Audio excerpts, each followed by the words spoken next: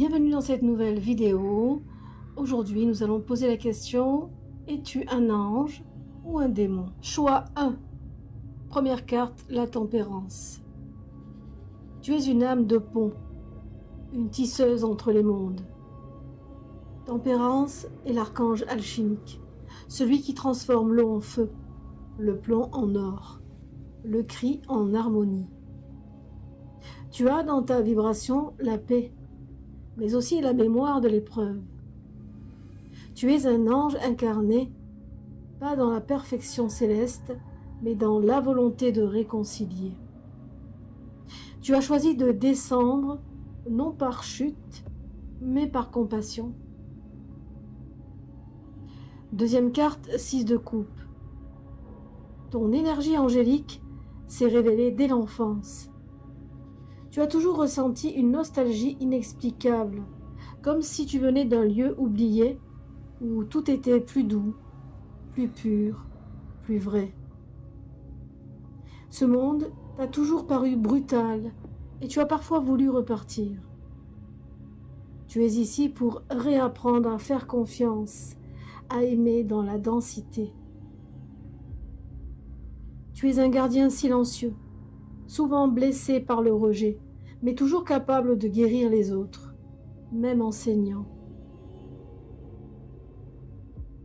Troisième carte, cavalier d'épée. Ton énergie est celle du messager ailé, celui qui apporte la vérité avec vitesse et clarté. Tu ne supportes pas l'injustice. Tu ressens un besoin viscéral de rétablir l'équilibre, même si cela te coûte. Tu as un esprit perçant, presque céleste, et parfois il te coupe des autres. Car ta conscience va plus vite que le monde. Tu es un ange incarné, mais tu n'es pas là pour sauver. Tu es venu expérimenter la chute contrôlée, le désalignement nécessaire pour comprendre l'humain. Tu guéris par la présence, tu élèves par la vérité. Tu n'es pas un ange céleste, tu es un ange terrestre, en reconstruction mystique. Choix 2. Première carte, le diable. Tu es un démon sacré, non pas dans le sens de la damnation, mais dans celui de la libération luciférienne. Tu ne tolères pas les chaînes. Tu es un esprit ancien, forgé dans les plans où l'indépendance vaut plus que la grâce. Tu n'as pas chuté, tu as refusé de te soumettre. Ton essence est brillante mais indomptable. Tu es porteur d'un feu que les anges ont fui. Tu marches seul, par choix, parce que ta lumière intérieure n'obéit à aucun trône.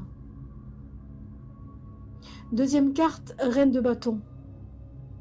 Tu es magnétique, flamboyant, charismatique. Ta beauté est un sort. Tu sais influencer sans parler, inspirer sans forcer. Tu es venu dans cette vie pour réveiller le désir, l'affirmation de soi, la puissance incarnée. Tu es ce démon qu'on invoque pour libérer la volonté des chaînes morales. Troisième carte, 5 de denier. Mais ta puissance a un prix. Tu as connu l'exil, l'abandon, la pauvreté énergétique.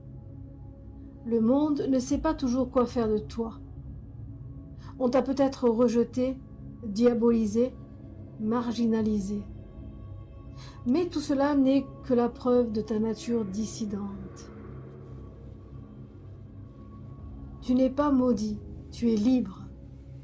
Et les libres font peur aux endormis. Tu es un démon lumineux, un esprit forgeur de réalité, un provocateur sacré. Tu es venu réparer la blessure de la honte, celle d'avoir été trop intense, trop vrai, trop magique.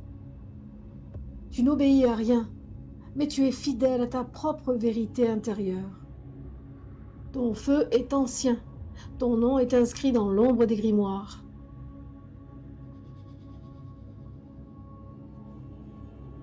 Ange ou démon, qu'importe les mots. Tu es un gardien de seuil, une créature née entre deux plans. Tu es venu expérimenter la fracture sacrée, celle qui ouvre le pouvoir, celle qui fait tomber les masques. Ange, tu es là pour reconstruire la lumière dans l'argile. Démon, tu es là pour réveiller la lumière dans les cendres. Dans les deux cas, tu es une entité incarnée, une force en mission. Tu n'es pas comme les autres, et ce n'est pas un fardeau, c'est un sceptre. Si tu es ange, protège sans t'oublier. Si tu es démon, brûle sans te consumer. Car dans ton souffle, qu'il soit d'encens ou de braise, le monde se souvient de ses origines. Voilà pour ces deux choix qui, j'espère, t'auront résonné. Quant à moi, je te retrouve la semaine prochaine. Pax vobiscum.